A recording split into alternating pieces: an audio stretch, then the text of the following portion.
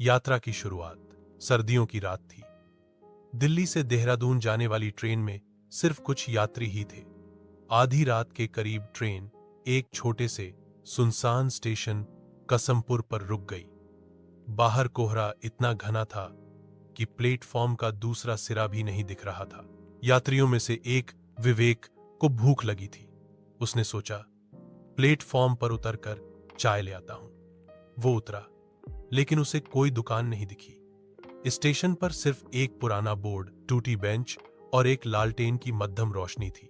अचानक उसने देखा कि एक बूढ़ा चाय वाला कोने में खड़ा है। उसने धीमी आवाज में कहा, बाबूजी, चाय लेंगे? विवेक ने हामी भर दी। चाय वाले ने मिट्टी के कुल्हड़ में गर्म चाय दी। चाय पीते ही विवेक को अजीब सा स्वाद महसूस हुआ, हल्की सी कड़वाहट, और फिर एक ठंड सी उसके गले से उतर गई। विवेक ने पैसे देने के लिए जेब में हाथ डाला, लेकिन जब उसने ऊपर देखा तो चाय वाला वहां नहीं था और कुल्हड़ जमीन पर गिरकर खाली पड़ा था, जैसे उसमें कभी चाय थी ही नहीं। विवेक जल्दी से डिब्बे में लौटा, लेकिन ट्रेन का माहौल भी अजीब था। जिन यात्री को उसने पहले देखा था वो गायब थे। डिब्बे में सिर्फ 3 लोग थे। एक औरत जो सिर से पांव तक लाल साड़ी में ढकी थी, एक बूढ़ा आदमी जो लगातार खिड़की के बाहर देख रहा था, और एक बच्चा जो अपनी सीट के नीचे कुछ खोज रहा था। विवेक ने पूछा, सब लोग कहां गए? बूढ़ा बिना उसकी ओर देखे बोला, ये ट्रेन सिर्फ चुने हुए लोगों को ले जाती है। विवेक घबरा गया। किसका मतलब? बूढ़ा मुस्कुराया, लेकिन उसकी मुस्कान में दांत नहीं थे, बस काले गड्ढे थे। ट्रेन की लाइट्स बुझ गईं और ट्रेन जोर से हिलने लगी। लाल साड़ी वाली औरत ने अपना चेहरा ऊपर किया। उसका चेहरा आधा जला हुआ था, आंखें पूरी तरह सफेद। उसने फुसफुसाते हुए कहा, कसमपुर में हम सब मरे थे। बूढ़ा धीमी आवाज में बोला, 20 साल पहले इस ट्रेन का ब्रेक फेल हो गया था और कसमपुर के पास पटरी टूटी हुई थी। पूरी ट्रेन खाई में गिर गई, कोई नहीं बचा। विवेक कांप गया।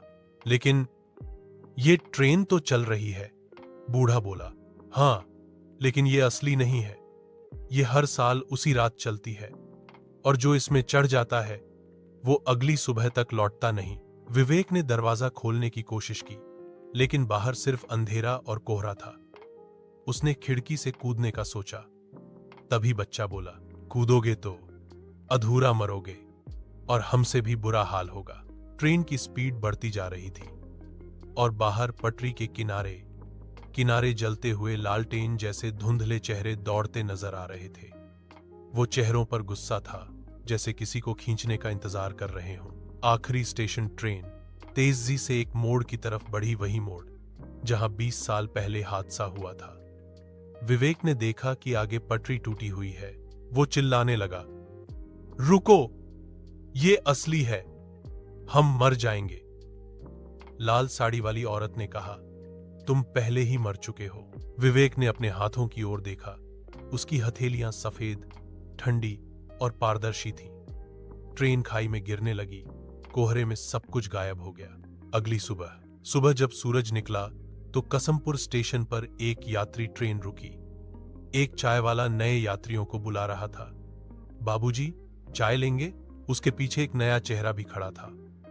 विवेक अब वही रहस्यमय चाय बेच रहा था।